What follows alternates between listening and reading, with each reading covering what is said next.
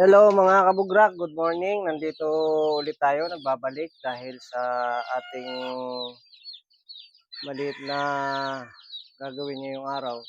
Dahil medyo nagpo-produce tayo ng marami sa ating breeding. So napansin ko, masikip yung area ko.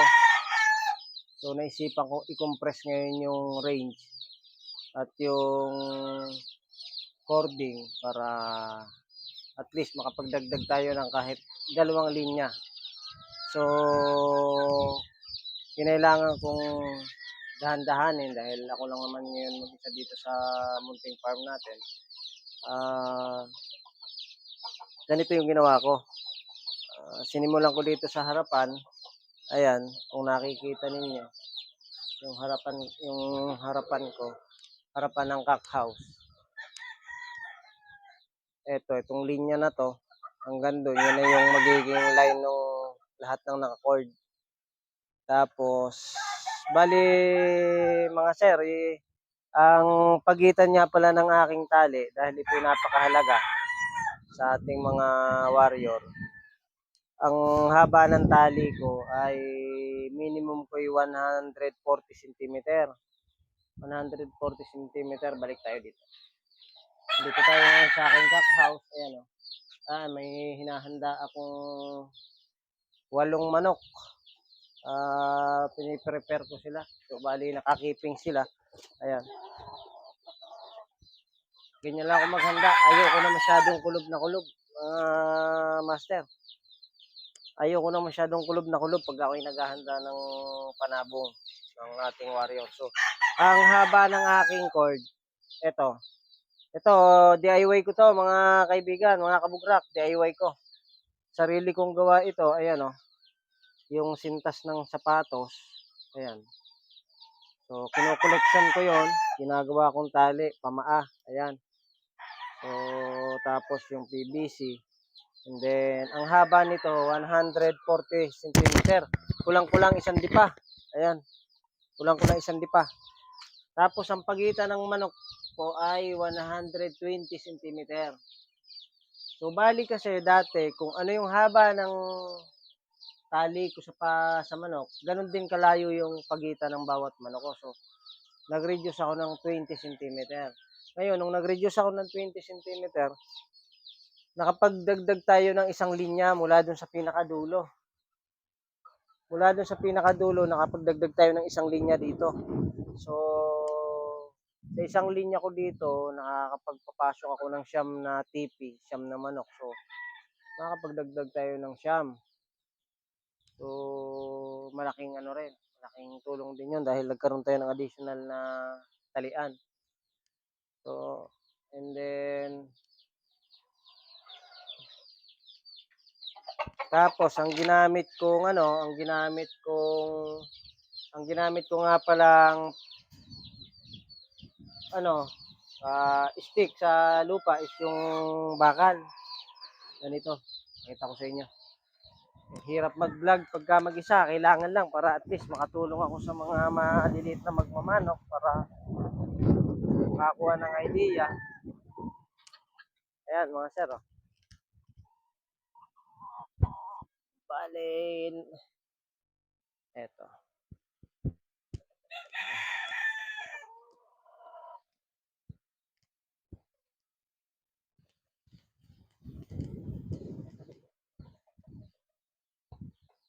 Eto sir.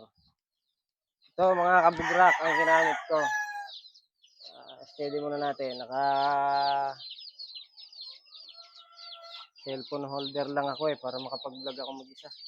So, eto ang ginamit ko dahil tayo ay nasa larangan ng construction. Pagdating sa bakal, marami tayong knowledge dahil tayo ay contractor.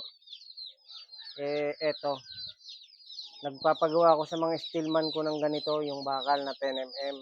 Tapos pinapalagyan ko ng ganito. Kasi pangkaraniwang nasisira sa manok yung doon sa lupa. Dito kaya pinapadoble ko, dalawa.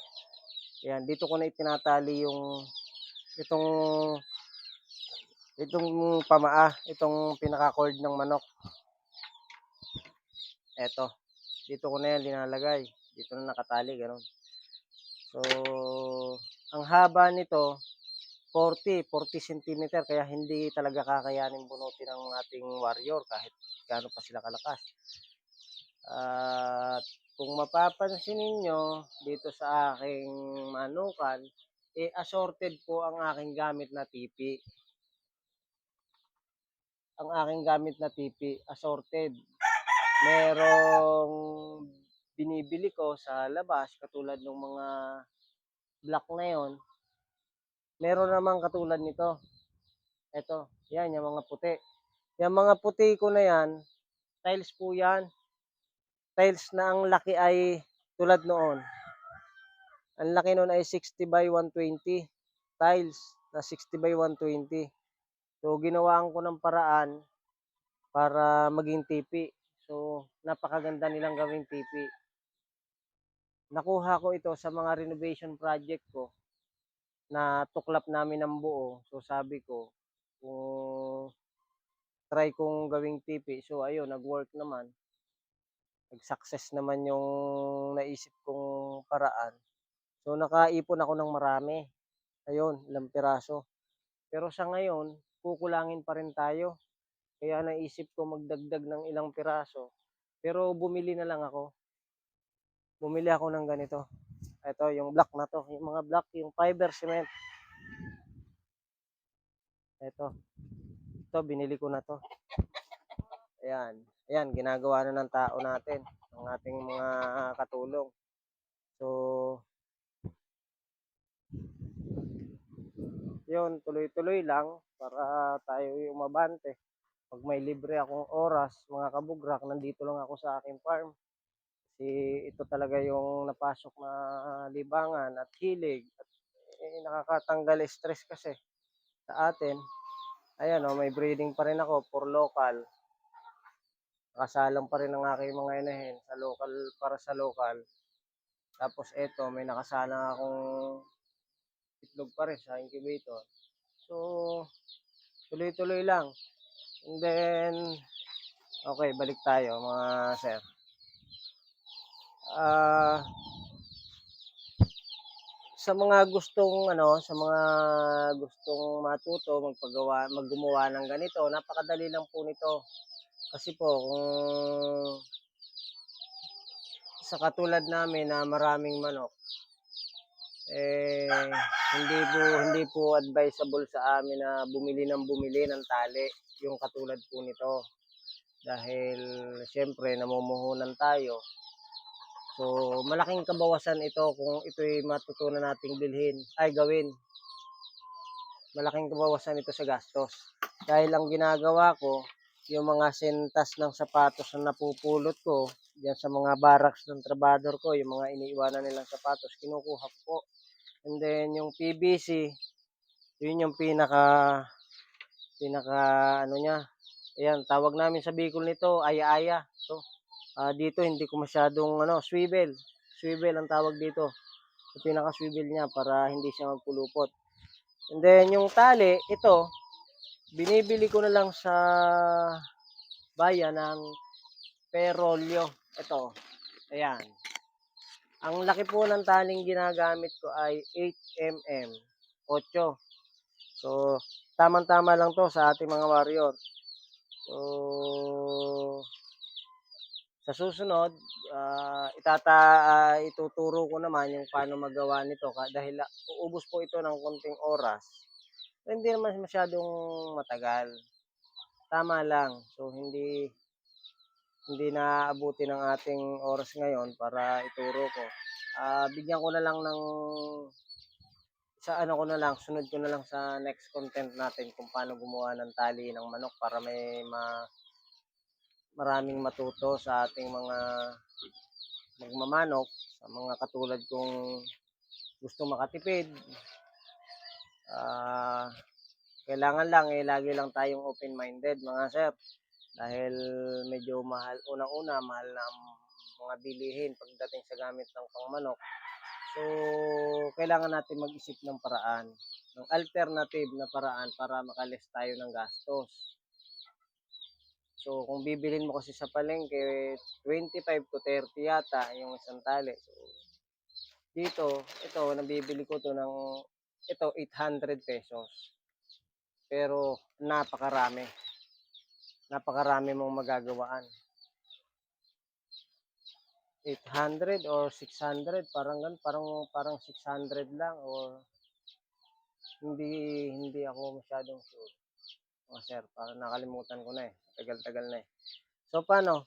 Hanggang dito na lang muna ang vlog ni Bugrak.